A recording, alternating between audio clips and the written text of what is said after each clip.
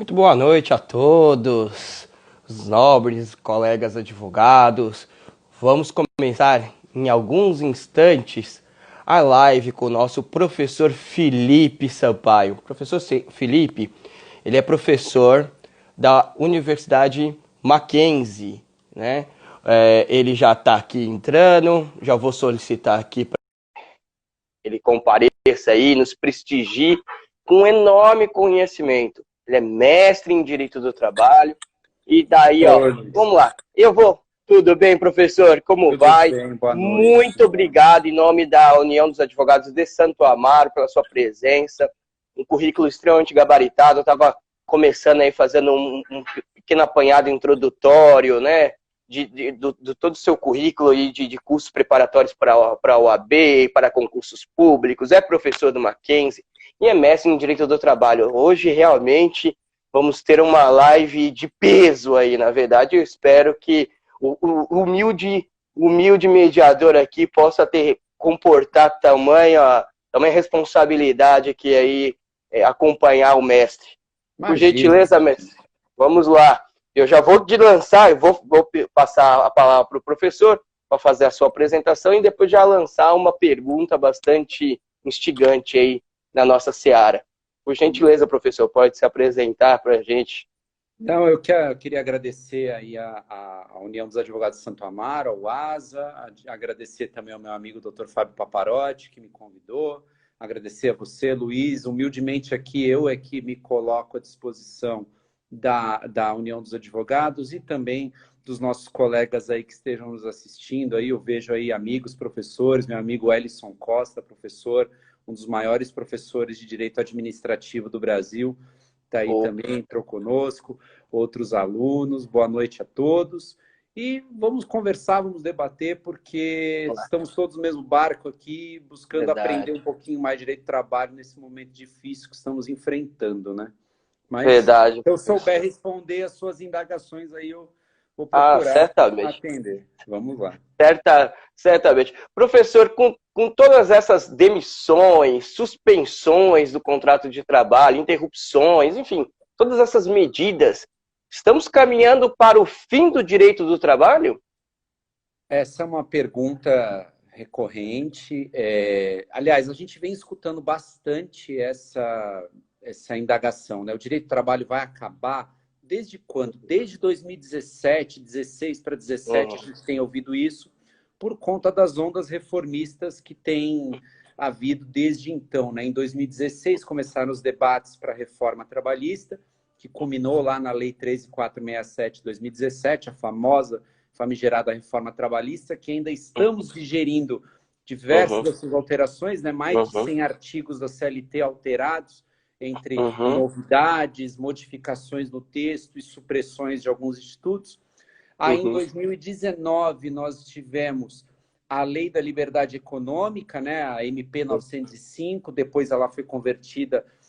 Aliás, a MP 905 é outra coisa. A Lei da Liberdade Econômica, que tinha uma medida provisória e depois foi convertida na Lei 13874, que fala da carteira de trabalho digital, das empresas com até 20 empregados estão dispensados do controle de horário, registro de jornada por exceção, etc. Veio a MP 905 também, em novembro de 2019, que trouxe, dentre outras grandes alterações, que era uma segunda grande reforma trabalhista. Ela começou a falar sobre o contrato verde-amarelo, outras situações, por exemplo, tinha acabado com o acidente de percurso, né, o acidente itinerário. Enfim, só que essa medida provisória perdeu a sua eficácia, porque no último dia de vigência dela, né, em 20 de abril deste ano, a mesma foi revogada, né, pelo presidente Jair Bolsonaro. Então, nós não temos mais aquelas situações. Então, somada ainda a essas mudanças todas que nós tivemos no texto da CLT, estamos agora vivendo um momento da pandemia de Covid, né, de coronavírus, que culminou com a edição de algumas medidas provisórias, né, de relevância e urgência, destacando aqui as principais, que é a 927 e a 936.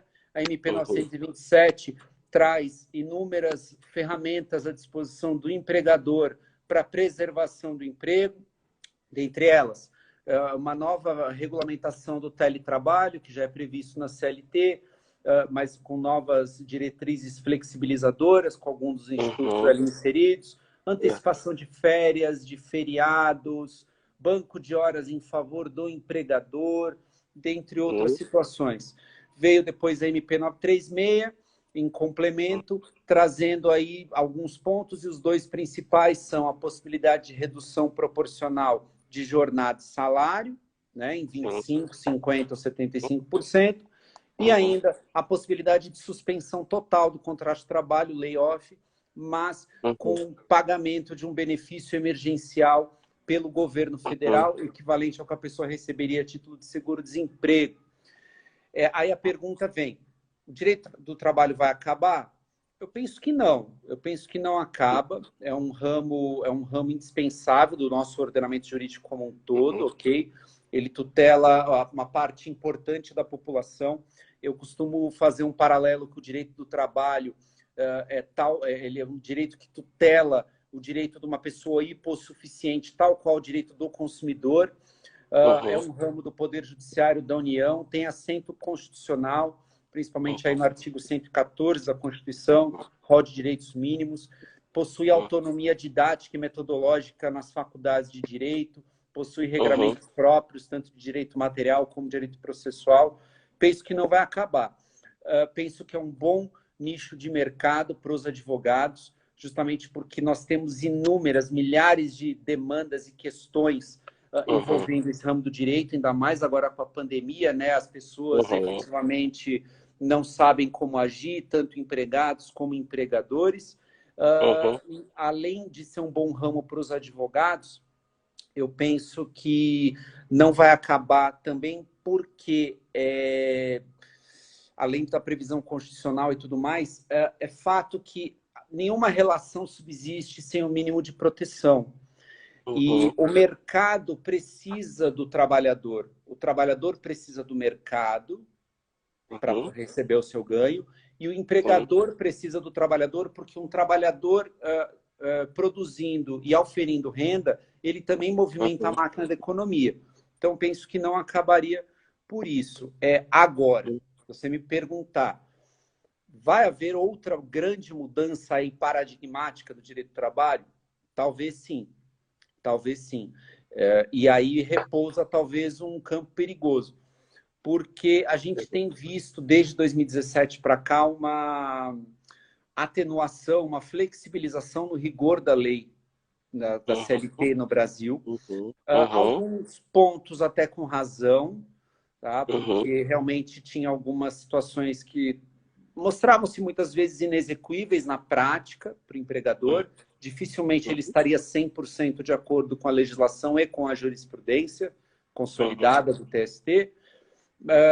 Além disso, houve uma mudança importante aí, uma redução drástica no número de aventuras jurídicas, né, de processos.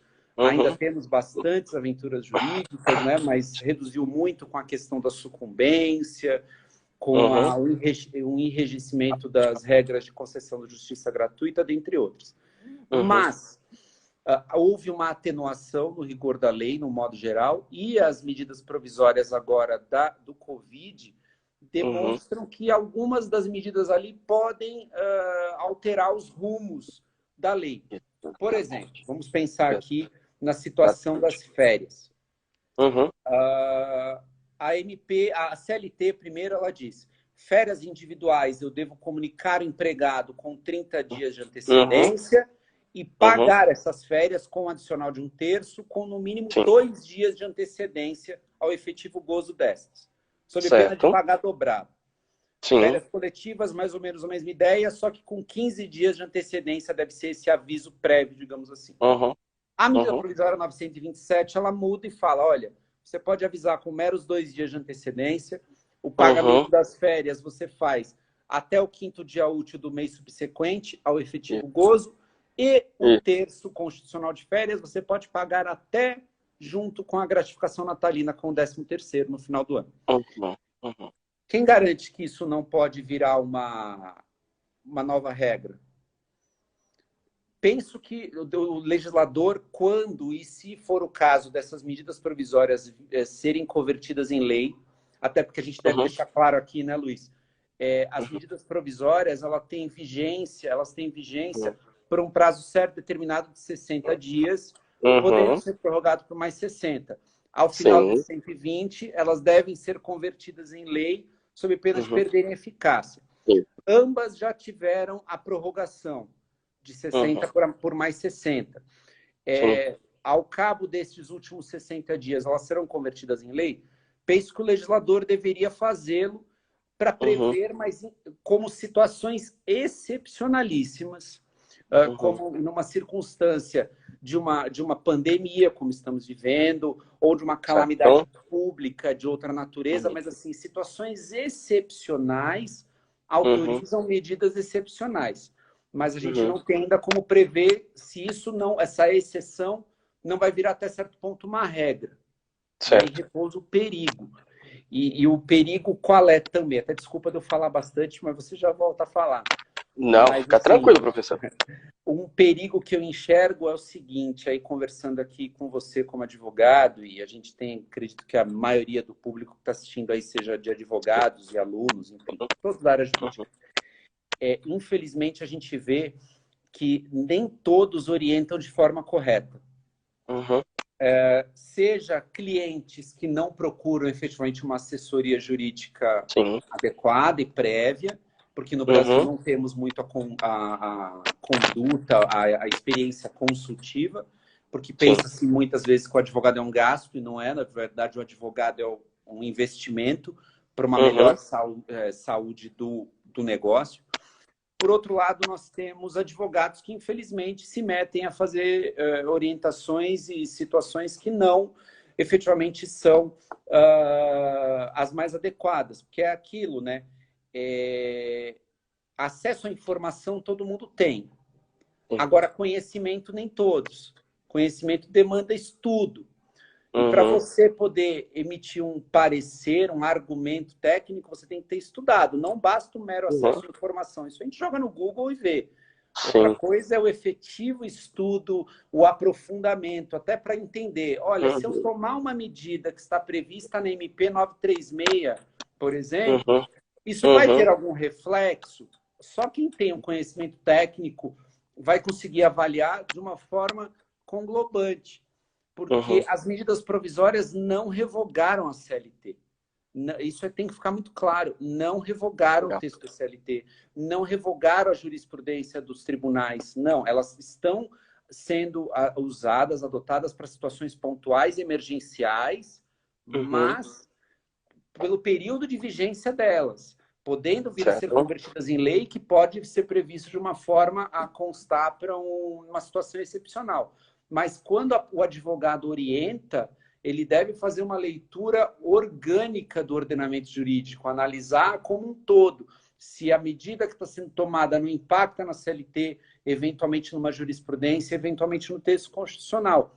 E ainda que existam pontos omissos, da mesma forma, fazer uma leitura à luz dos princípios gerais do direito, né? Da não lesão, da boa-fé, de ambos os lados, tanto empregados como empregadores. Enfim, então eu penso que não vai acabar o direito do trabalho, mas ele vai ter uma mudança e talvez algo mais será aperfeiçoado aí. Perfeito, nossa, excelente explicação, professor. Vou aproveitar o ensejo dessa pequena pausa para poder homenagear, antes de mais nada, aí, nosso presidente de honra, o doutor José Miguel, professor José Miguel, né, que também fez uma live brilhante aí no âmbito do direito criminal, ao meu sócio, doutor João, que também vi que ingressou aí na live, ao seu amigo, o nosso colega aí, doutor Paparotti, ao nosso presidente da OASA, doutor Stefferson, agora está entrando também o meu outro sócio, doutor Ed Carlos, também, sejam todos muito bem-vindos. Eu vi que diversos colegas aí, diversos colegas têm entrado, sejam todos muito bem-vindos, obrigado pela participação. Aliás, alguns desses já me deixaram alguma pergunta para o senhor, viu, professor? Vamos ver se eu ainda vamos ver se vai dar tempo. Eu já vi que teve, agora está entrando também um grande amigo meu, o doutor Fernando Silva. Sejam todos muito bem-vindos. Professor, então eu vou talvez reformular um pouco a pergunta, né? Meio que para insistir, porque isso me parece bastante importante nesse âmbito. Então pode ser que o direito do trabalho seja mitigado, e aí eu pergunto da onde eu estou talvez me pautando, não só para essa questão das férias que a professora apontou pelas medidas provisórias, mas, por exemplo, de um direito comparado, como na Inglaterra, onde se negocia, você, na verdade, faz a negociação de trabalho por e-mail, né, basicamente, né? Olha, eu aceito assim, e enfim, vai fazendo adendos na maioria das vezes, né? E aí, o artigo 2 lá da medida provisória, eu acho que é da 937, ele dá essa meio que carta branca ao empregador. Então, acho que vou fazer essas duas perguntas. Se o professor entende que naquele artigo dá essa carta branca mesmo ao empregador, essa é a primeira, e reforçar ainda essa questão se então pode ser mitigado o direito do trabalho. Bom, vamos lá. Também só aproveitando para cumprimentar alguns amigos aí que estão entrando, advogados, doutora Ticiana, doutor Túlio, amigo meu, a gente fez uma live até, foi brilhante esses dias, e dentre outros que estão entrando. Vamos lá, vamos por partes. O direito do trabalho pode ser mitigado com isso? Como eu disse, talvez possa criar uma tendência, como tem sido vista desde 2017, atenuação ou flexibilização de alguns institutos, de algumas regras de difícil execução. Como, por exemplo, eu dei o exemplo das férias por ser didático, mas a situação, por exemplo, que estamos vivenciando agora do teletrabalho, né, do home office, já existe, é bom também que fique claro, não foi inventada a roda agora. O teletrabalho já existe na CLT, no artigo 6º, desde 2011. Que desde 2011 o artigo 6º diz que equipara-se para todos os efeitos legais o trabalho presencial ao trabalho remoto, realizado por meios telemáticos ou informatizados de supervisão ou comando. E depois na reforma, né? E depois esse veio em 2011, porque essa ideia de 2011 era para dizer, olha, se eu trabalho em casa, o seu trabalho na empresa, pouco importa para fins de caracterização de um vínculo empregatício, por exemplo. Então já existia essa previsão. Em 2017, com a reforma, veio a regulamentação do teletrabalho, lá nos artigos 75A e seguintes.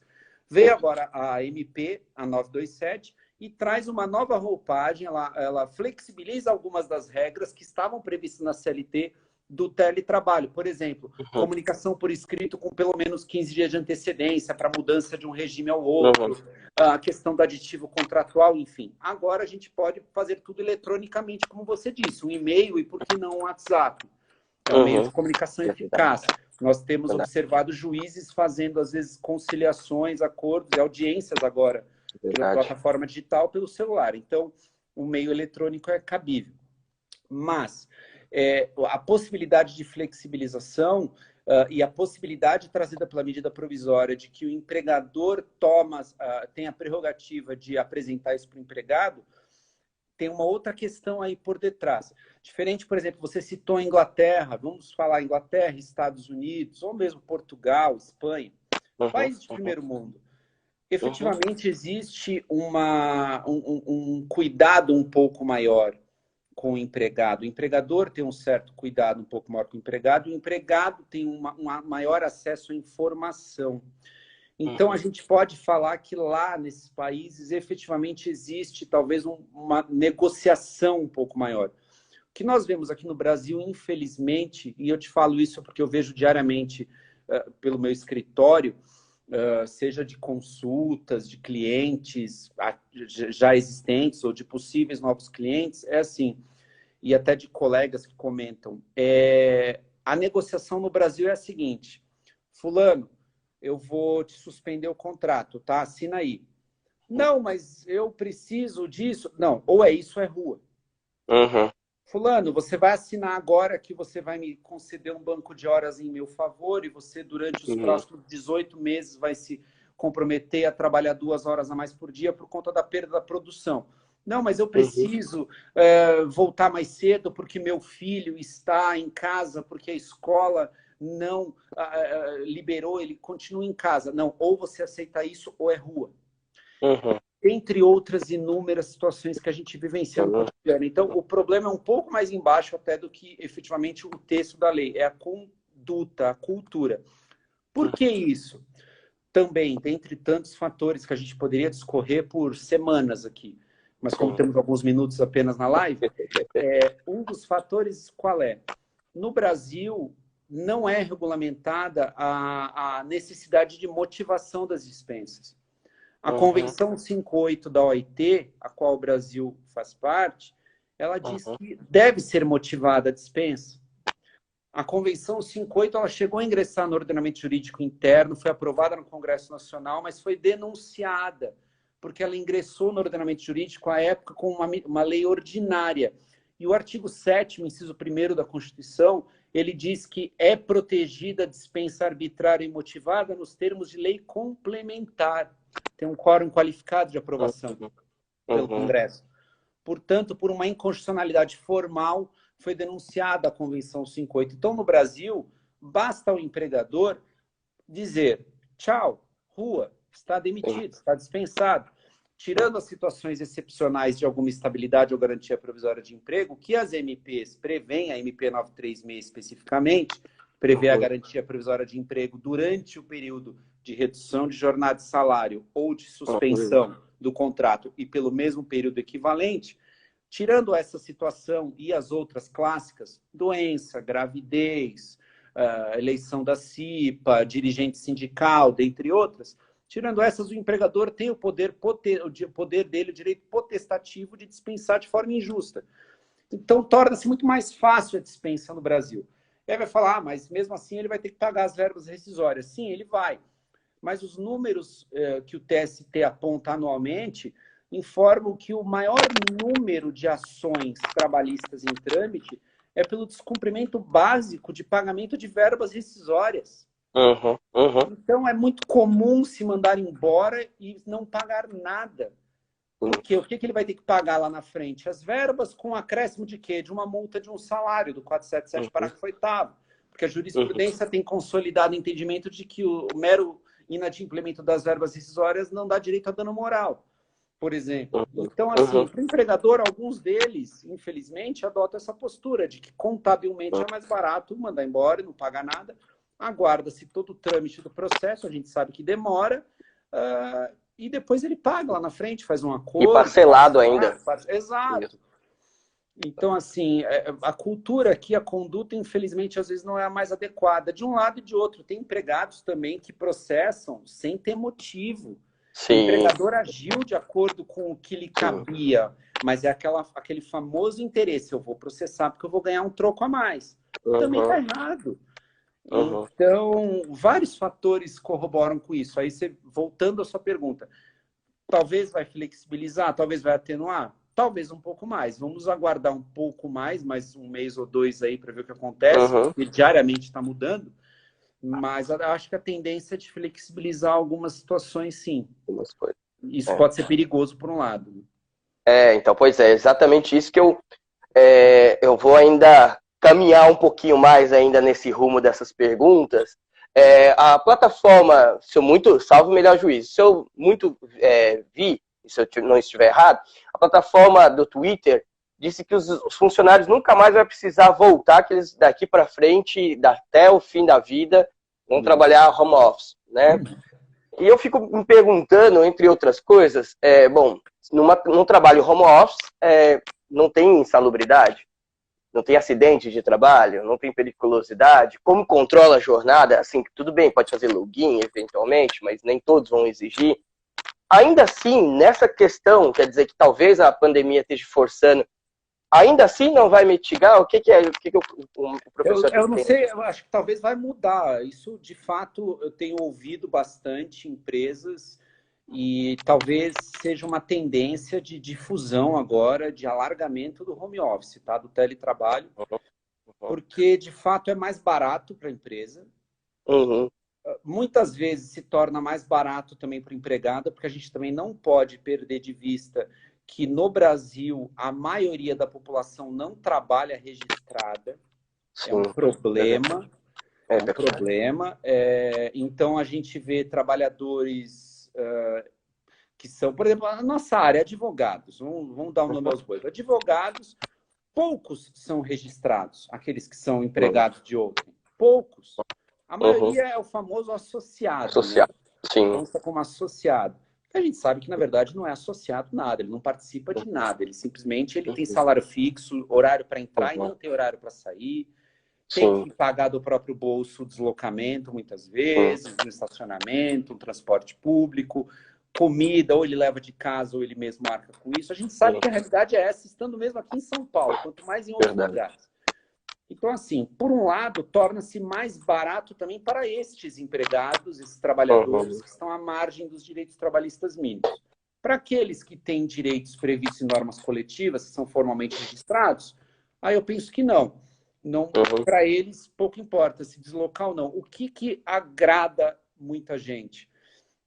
Diminui o deslocamento, né? E aqui em sim, São Paulo a gente vive uma loucura de deslocamento. A gente marca todos os compromissos com 2 horas de antecedência, pelo menos. uhum, Né? Atire uhum. a primeira pedra aquele que não foi fazer uma audiência, Eu ia falar né? exatamente. Vai fazer uma audiência às Lá na 9 da Barra manhã, sai de casa Funda, às né? 7. Pois é, você É, está em Santo Amaro para Barra Funda, eu morava no Morumbi, vinha para Barra Funda, audiência às 9, eu saía de casa às 6h30 da manhã, é isso aí, com é medo do isso aí. trânsito. Então, assim, o deslocamento com o home office, a gente também não tem esse problema. A gente tem outros problemas. Quais? Uhum, Diminui a socialização, pode haver uma maior confusão do tempo destinado ao descanso e lazer e ao tempo de efetiva produção. uhum, E podem ocasionar outras situações que são um pouco obscuras, digamos assim. Você me uhum, perguntou de uma doença ocupacional, né? Um acidente de trabalho. Pessoa, quando faz home office, acaba? Não. Até porque a própria CLT diz que cabe ao empregador tomar medidas ostensivas de promoção de saúde e segurança. Claro que o uhum, empregador não vai ir na casa da pessoa e definir como que deve ser a lâmpada e tudo mais.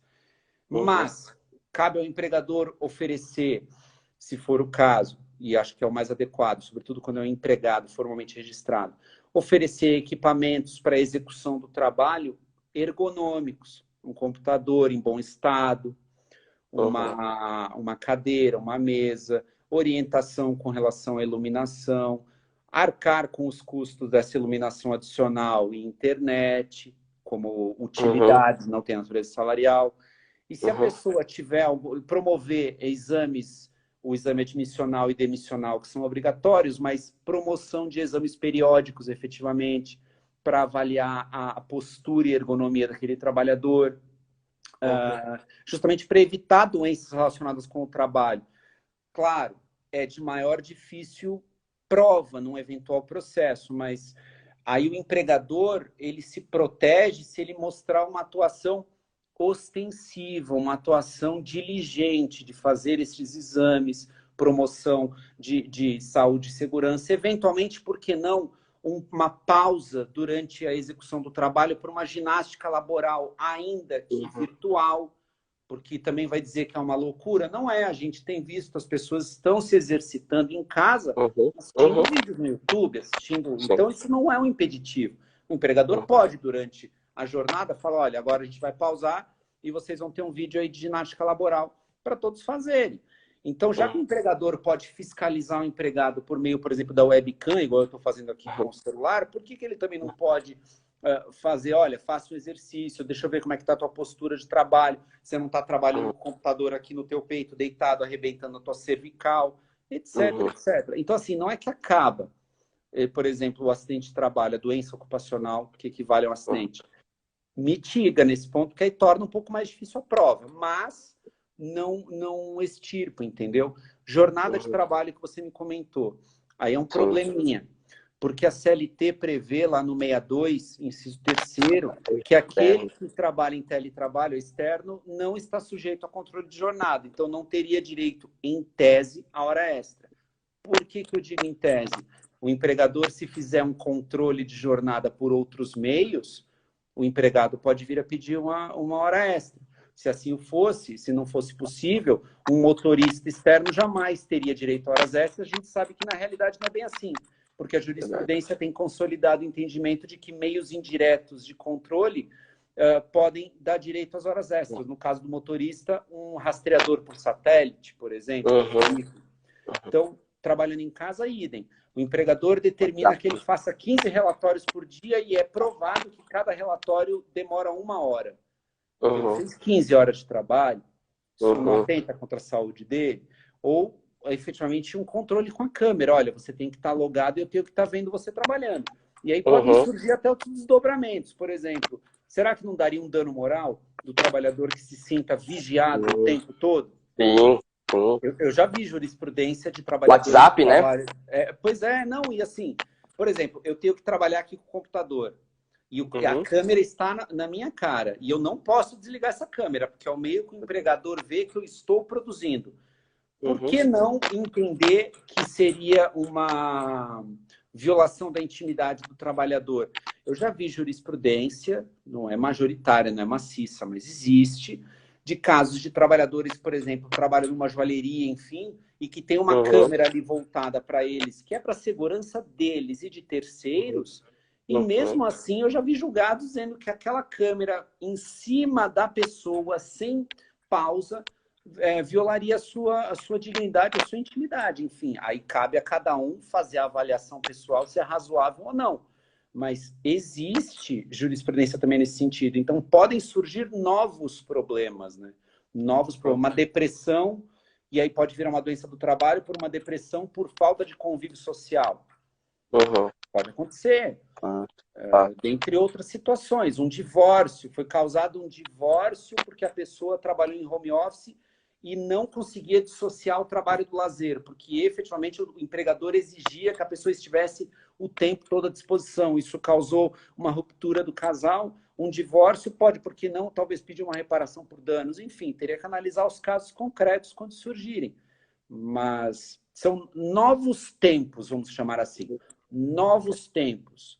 A CLT, que nós tínhamos a concepção dela de 1943, que buscava regular uma mudança do país, do Brasil agrícola para o Brasil, então, industrial, aquela CLT não existe mais. E, de fato, ela já não existe há muitos anos. A jurisprudência do TST e algumas mudanças pontuais da legislação foram sendo feitas ao longo dos anos. Então, aqueles 900 e poucos artigos iniciais da CLT, de fato, não existem mais. Mas, talvez novos tempos, isso sim. Só não sei quais. Tenho receio de serem tempos mais sombrios e de mais desregulamentação ainda. Isso eu tenho receio. Isso. Na verdade, aí já parte de uma das perguntas de um dos colegas que, ao longo da live, já tinha soltado lá atrás, né? Eu não esqueci. A gente está num debate tão interessante, na verdade. Veja todas. E tem várias aí, eu acho que talvez não dê tempo. A gente tem... talvez não dê tempo. São várias e são muito boas, na verdade. Bom, depois eles seguem a gente, né? Tem a minha rede social, tá publicada na UASA. Tem as minhas redes sociais, para quem não me seguir ainda, estou à disposição. Meu canal do YouTube é Professor Felipe Sampaio. Até pretendo depois, se você me permitir, você me mandar esse vídeo depois dessa live, vou postar nas minhas redes, vai ficar disponível. Então, estamos à disposição. Mas vamos lá, vamos perguntando, você e os ouvintes aí. Agora eu vou parar um pouco e vou tentar ver aqui. Eu tinha visto já, eu tinha mais ou menos acompanhado, professor, basicamente, é o seguinte, foi questionado se todas essas medidas provisórias, toda essa regulamentação mais atual, ela traz, de repente, um retrocesso social, na verdade. Eu acho que o professor já respondeu mais ou menos, mas queremos ouvir que, na verdade, foi um colega que tinha deixado, eu peço perdão para não estou vendo exatamente quem foi o colega, mas tinha feito lá atrás, a pergunta está executada. Vamos lá, professor. Pode acontecer, pode. Infelizmente, a gente sabe que no Brasil, reforma não necessariamente é um incremento, um melhoramento de algo. Porque quando a gente reforma a nossa casa, a gente procura melhorar aquilo que não é bom. No Brasil, uma reforma legislativa não necessariamente vai melhorar. Inclusive, as reformas trabalhistas recebem milhares de críticas de grandes nomes do direito. O professor Jorge Luiz Souto Maior talvez seja o que mais capitania esse tipo de questionamento, dentre outros tantos professores. Então, não necessariamente as reformas imprimirão um melhor patamar. E a gente sabe que no Brasil, infelizmente, é cultural. Só se faz aquilo que a lei determina, ou assim, precisa de algo expresso para te proibir. O bom senso, muitas vezes, não impera. Muito pelo contrário, muitas pessoas utilizam de artifícios para tentar burlar as suas obrigações e vilipendiar o direito dos outros, até que venha uma lei dura que enrijeça isso. A gente vê isso até nas situações cotidianas, usar um cinto de segurança, por exemplo, capacete, etc. Se não tiver uma lei que obrigue, pontos na carteira, perder carteira, etc., muita gente vai dizer, eu não vou usar. Então, a legislação, muitas vezes, deve ser dura por isso. Por outro lado, a legislação dura em alguns pontos, ela torna inexequível por outros. Então, um equilíbrio é sempre bem-vindo. A questão é, será que as medidas provisórias atuais trazem equilíbrio? Eu acho que, no momento, para a situação de pandemia, elas foram bem-vindas. Muitas das medidas ali. Embora a gente tenha crítica a diversos institutos, a forma de análise, por exemplo, conceitos indeterminados, abstratos, a gente pode ter essas críticas acadêmicas e profissionais, mas algo tinha que ser feito. Isso é fato. Algo tinha que ser feito. E vamos ver o que vai acontecer nos próximos passos. Se vão virar leis, se vai haver uma modificação substancial ou não dos seus textos, se vai melhorar o patamar. Mas a experiência tem mostrado que é bom a gente tomar cuidado. É bom a gente tomar cuidado. Respondendo, é bom a gente ficar atento aí com o que virá. Vamos lá, ótimo, excelente, professor. Já vou partir para uma pergunta deixada por um colega, que ele diz o seguinte: professor, se uma empresa, ela vai, agora falando especificamente aí das medidas provisórias, ela adere ao plano emergencial, tá? Para manutenção do emprego. Aí ela opta pela redução parcial do salário, complementando com que o governo vai complementar aí o salário do indivíduo, do trabalhador. E a empresa, ela não reduz a carga horária, ou seja, ela reduz o salário, mas ela não reduz a carga horária. Proporcional, né? Cabe hora extra? Olha, já está acontecendo isso, por sinal, mais uma vez, é mais um descumprimento. Só que fazer o crédito, e na verdade quem fez essa pergunta foi o meu sócio, o doutor João, tá feito, viu? Amanhã ele vai me cobrar, João, se eu não... Um abraço aí para você, colega, para o sócio do Luiz Henrique. Vamos lá. Já está acontecendo, tá, Luiz? Infelizmente, a gente já vê empresas fazendo isso, reduzindo o salário, no papel reduzindo a jornada, mas na prática, não. Na prática, não. Na prática, exigindo trabalho em tempo integral e, quiçá, mais trabalho. Eu penso que a primeira medida que está no próprio texto da MP 936 é clara ao dispor que se o empregador não promover a efetiva redução da jornada, já que ele promoveu a redução do salário, restará descaracterizado esse instituto, então o empregador vai ter que ele pagar o complemento salarial, ok? Já que ele reduziu, ele vai ter ele que pagar esse complemento salarial, mais multas previstas na própria MP. Sem prejuízo de, se ultrapassadas as 8 horas, pensando numa jornada legal de praxe, pagar as horas extras. Então, se, por exemplo, a jornada era de 8, eu reduzi em 50% para 4, e eu estou exigindo que ele trabalhe 8, eu não vou pagar 4 horas extras, penso eu. Eu penso que vai tornar descaracterizado o instituto, o empregador vai ter que pagar esse salário todo reduzido, todos os demais direitos e mais sanções previstas na legislação, ok? Seriam horas extras apenas aquelas que sobrepusessem a jornada máxima legal. Perfeito, nossa, excelente, excelente. Você vê como é bom conversar com o mestre do direito do trabalho. Imagina. E aí, enquanto o professor está respondendo, eu já percebi talvez 2 disparidades aí, e aí, obviamente, me corrija se eu estiver falando alguma bobagem. Tanto para quem ganha, de repente, muito pouco, como, de repente, para aqueles que são super salários, vai.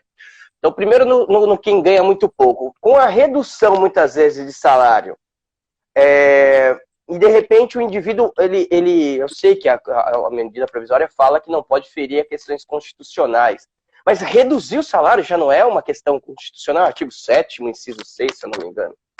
A Constituição não é isso? Não. Tem mais alguma? Era essa? Essa, e depois eu vou falar do super salário. Porque os super salários também eu fiquei pensando o seguinte, professor. Imagine, um indivíduo ele ganha 20 mil. Tá. Aí o empregador fala assim, não, vou reduzir 50% do seu salário. Então, beleza, ele vai receber 10. Quem complementa os outros 50? O governo, que vai ser o caso, o teto. Só que o teto, 50% desse teto é o quê? Mais o cara vai receber. Exatamente. Porque o teto é 1.800 do seguro-desemprego. Ele vai ganhar Exatamente. 50% de seguro. Então, a perda dele é muito alta. É muito alta. E aí que eu quero saber a opinião do senhor, se o senhor acha que isso é muito justo, como que tá, tanto para um quanto para o outro, e, enfim, qual é a opinião do professor a respeito disso? Vamos tentar explicar. Primeiro que a MP ela traz um texto ali que, ao meu ver, é bem estranho. Ela diz que aquele que recebe até 3 salários mínimos, 3.100 e poucos reais, pode fazer o acordo individual com o empregador. E a gente já conversou hoje que o acordo assina aí. Senão é rua. Então, aquele que ganha o menor salário pode fazer o acordo individual. E aquele que ganha acima de 2 vezes o teto de benefícios da Previdência, que é o hipersuficiente, então aquele que ganha 12 mil e pouco, também pode fazer individual. Estes que ficam no meio do termo, mais de 3 mil e pouco e menos de 12, necessariamente por acordo coletivo. Não cabe acordo individual. Então já é uma incongruência aí. Porque aquele que é o mais vulnerável com o menor salário pode fazer individual. Aquele que ganha um salário médio tem que ser acordo coletivo. E aquele que ganha um super salário, pela natureza do 611, do 444, parágrafo único da CLT, que trata do hipersuficiente, que ele tem diploma de nível superior e ofere salário superior a 2 vezes o teto da Previdência. A CLT entende que é o super empregado, então ele pode negociar tudo sozinho.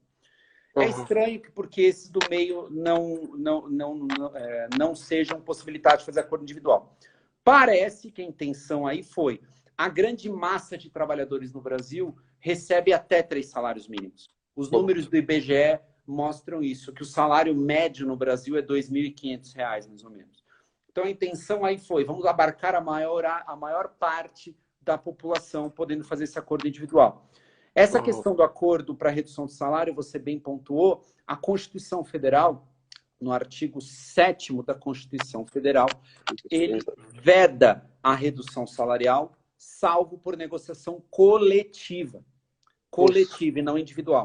Tanto que foi objeto de a ADIM no STF, a ADIM 6363, a qual teve uma primeira medida liminar deferida monocraticamente pelo ministro Lewandowski, dizendo que, na primeira interpretação dele, olha, vale um acordo individual desde que seja comunicado ao sindicato e o sindicato deve deflagrar a negociação coletiva. Se o sindicato não deflagrar a negociação coletiva que se sobreponha àquele acordo individual, aí vai valer o acordo individual.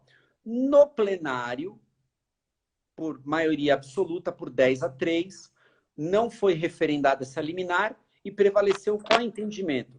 Que vale o acordo individual celebrado entre empregado e empregador, nos moldes da MP 936, bastando que seja feito por escrito e surte efeitos de imediato, desde a celebração. Qual é a obrigação do empregador?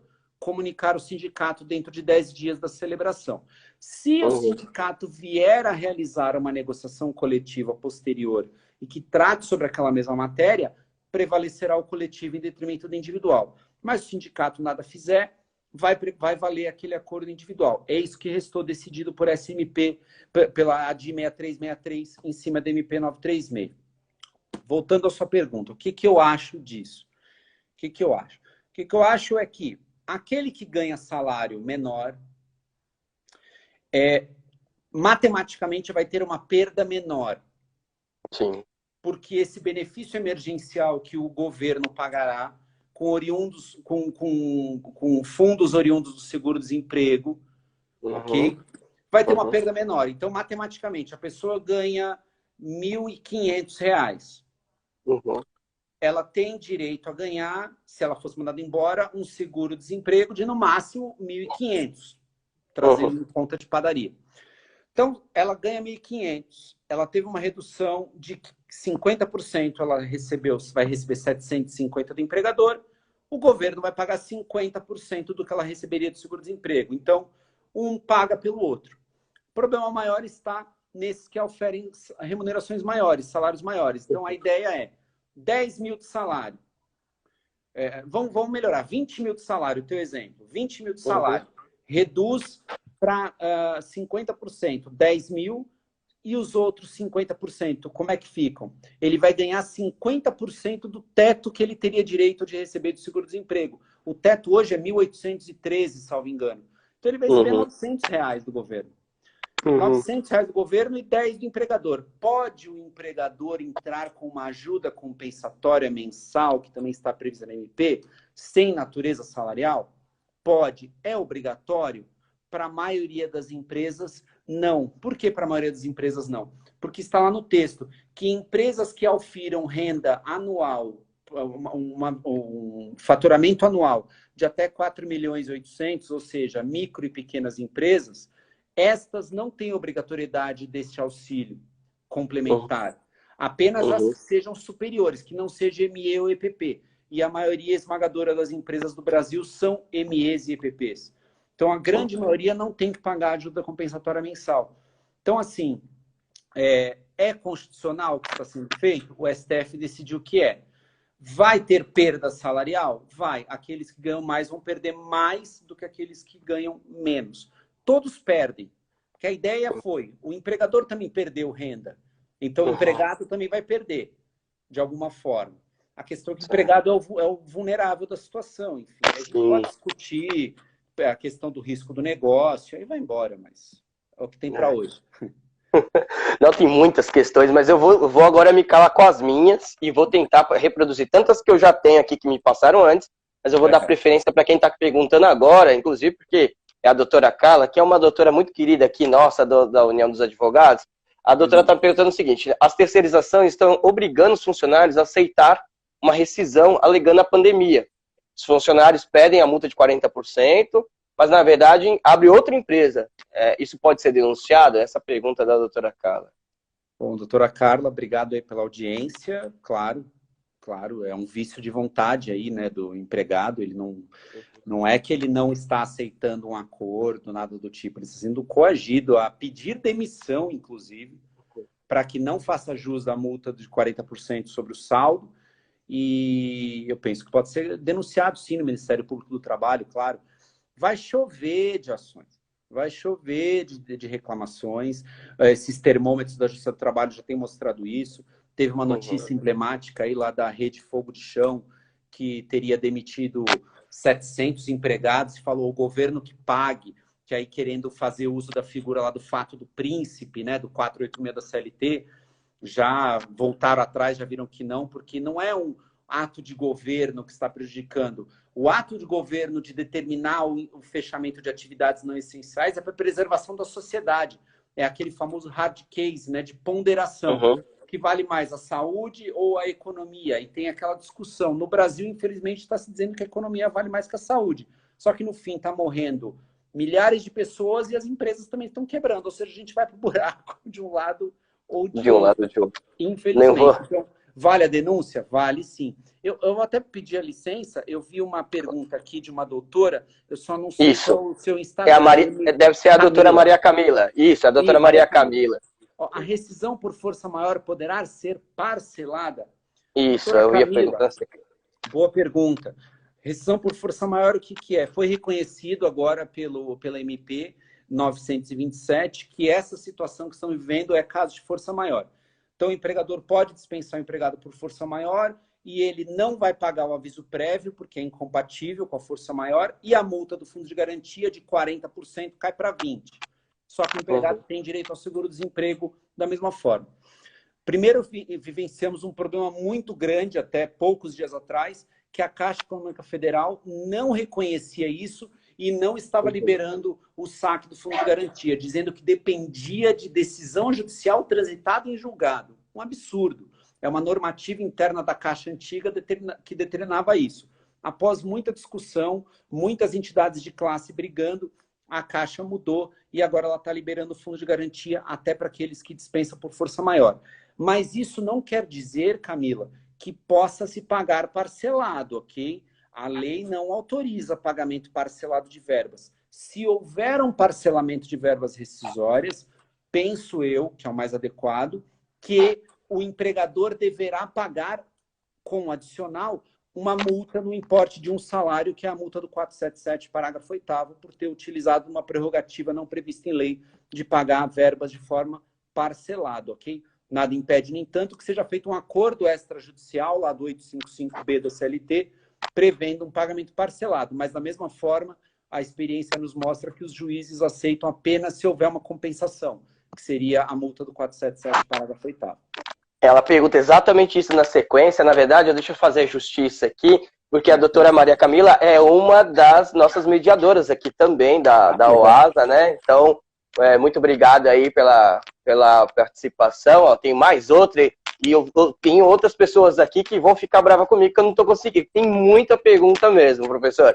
Mas eu vou dar crédito aqui, a outra doutora que está perguntando. Tenho visto sindicatos autorizando parcelamento de verbas rescisórias. E aí, professor? Sim, mas aí é o sindicato que autorizou, né? É doutora Doris, né? Eu estou vendo aqui. Doutora Doris, um abraço para você. Aí é porque há uma norma coletiva que autoriza. Um exemplo aqui de São Paulo, por exemplo, é o Sintoresp. O Sintoresp tem autorizado, mas então é porque há uma norma coletiva e na CLT a diretriz atual é o negociado prevalece sobre o legislado. Então, excepcionalmente, como há uma previsão normativa autorizando o parcelamento, aí tudo bem.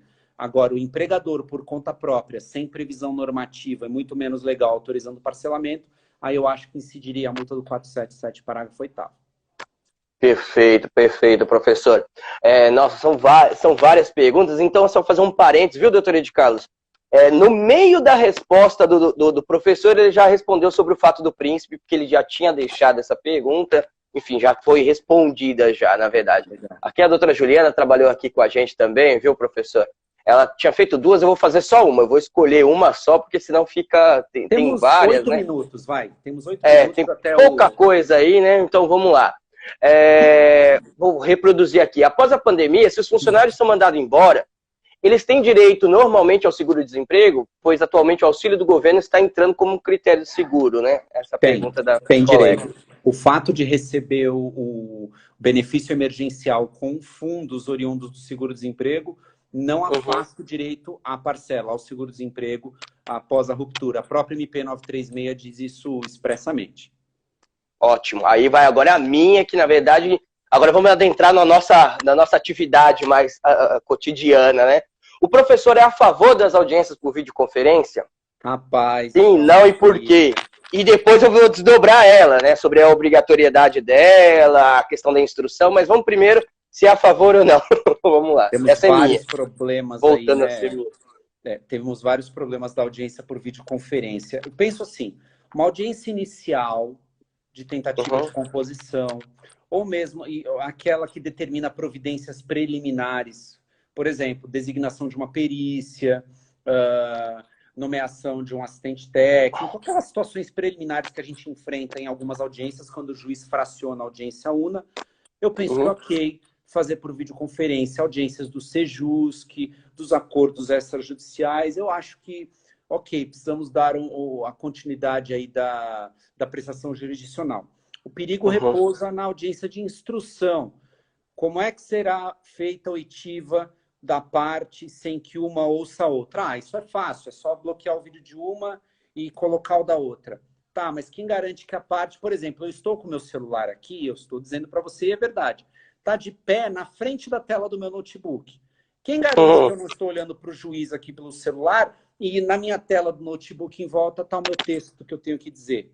Exatamente. E aí vem aquele desdobramento, que aí eu vi no TRT da 4ª Região do Rio Grande do Sul, até um abraço se tiver alguém do Rio Grande do Sul assistindo, uma normativa dizendo que o juiz tem o poder, até por conta do 765 da CLT, que diz que ele é o diretor do processo, de exigir que as partes e advogados mostrem o ambiente onde estão, justamente para evitar fraudes como essa que eu sugeri aqui, por exemplo, usar a tela do computador por trás com discurso. Será que isso não ofende a inviolabilidade do escritório do advogado, que ele tem o direito do seu escritório ser inviolado?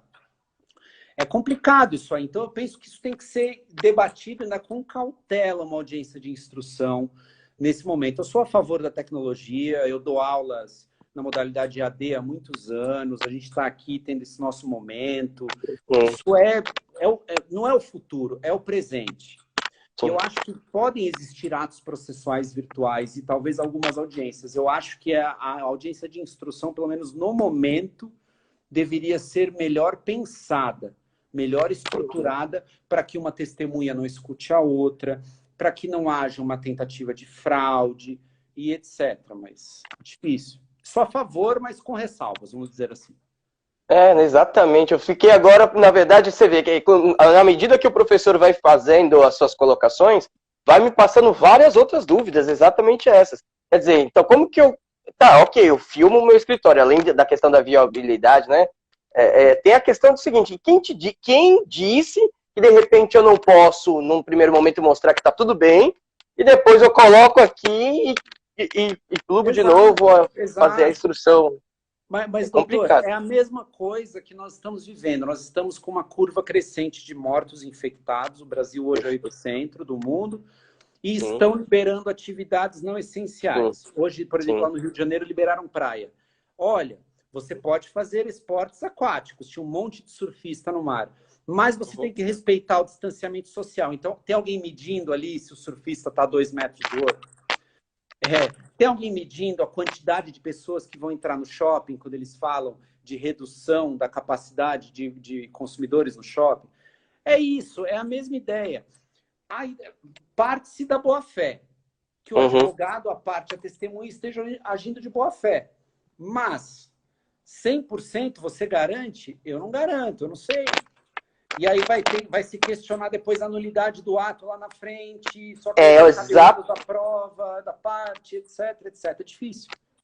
É muito difícil, a ponto de que uma colega aqui escreveu aqui bastante aqui pra gente, falando justamente em suma sobre a vulnerabilidade, né? Vai ferir princípios da igualdade, tratamento das partes. Aliás, é tudo muito complicado. Eu fiz algumas, né? Depois eu fiquei pensando, tá, ok. O juiz está protegido, está lá na casa dele, às vezes o preposto abriu lá com ele, mas o seu reclamante, como eu falo porque eu só faço reclamante, basicamente, eu faço pouco reclamado, mas o reclamante está com você. Ele não tem a tecnologia ele vai ter que estar lá no seu escritório, né, na verdade. Mas o advogado tem o advogado que se dane, que se exponha. Olha, um exemplo. A resolução 322 do CNJ, que foi editada ontem, dizendo que a partir de 15 de junho, os atos processuais presenciais poderão começar a ser retomados. Ela fala em várias passagens da proteção dos magistrados servidores e serventuários. E diz que as partes e advogados vão ser orientados. Olha, vai ter álcool gel na entrada do fórum, o uso de máscara é obrigatório, mas, enfim, vai de cada um. Infelizmente, não há uma paridade de armas efetiva, né? Material. A gente tem uma paridade formal, material não temos. Uma dúvida que eu mesmo tenho, até a gente também nem tem mais muito tempo para debater, tá? Mas só para ficar na reflexão da audiência de instrução. Até a doutora Doris explicou e perfeito, concordo com a senhora. Imagine que está lá, que cabe ao advogado garantir os meios telemáticos. Nem todos têm acesso a uma internet de uma velocidade maior. Se aqueles que têm a internet no Brasil é a porcaria que imagina aqueles que não têm. A pessoa está no meio de uma audiência de instrução e precisa protestar. E na hora que ela vai protestar por algo, a internet trava, dá um delay, dá um problema, cai a conexão, qualquer coisa. E depois fala, excelência, eu queria protestar, é que caiu bem na hora. Quem garante que o juiz não vai falar que está precluso porque perdeu a oportunidade? Nossa, olha, vai ter problema. Vai ter problema. Por isso que, na minha modesta e humilde opinião, eu pensaria ainda bem, faria bastantes estudos antes de viabilizar audiências de instrução por conta de toda a situação. De toda a dificuldade técnica que a gente vive e operacional. Bem complicado, né, professor? Esse assunto é extremamente polêmico. Realmente a gente está chegando já ao fim. Vou passar o professor para que ele faça as últimas considerações aí, já de pronto agradecendo imensamente a participação de todos os colegas pelo Ibope aí, né, de estar comparecendo também, formulando algumas perguntas, mas principalmente ao mestre, professor, muito obrigado em nome da UASA, realmente enalteceu muito aí a sua participação, conhecimento. Enfim, professor, não tenho palavras para poder agradecer realmente toda essa carga aí de conhecimento que foi agregada por meio da sua sabedoria. Muito obrigado, professor. Pode tecer as suas últimas considerações, a gente tem pouquíssimos minutos. Só 5 segundos. Eu que agradeço o convite do meu amigo Fábio Paparotti, o convite da UASA, falei com o Dr. Stephenson, falei com você, uma simpatia também, Luiz. Estamos na luta, todos nós, advogando e lutando. Queria cumprimentar os colegas que estão assistindo, agradecer a audiência, o carinho.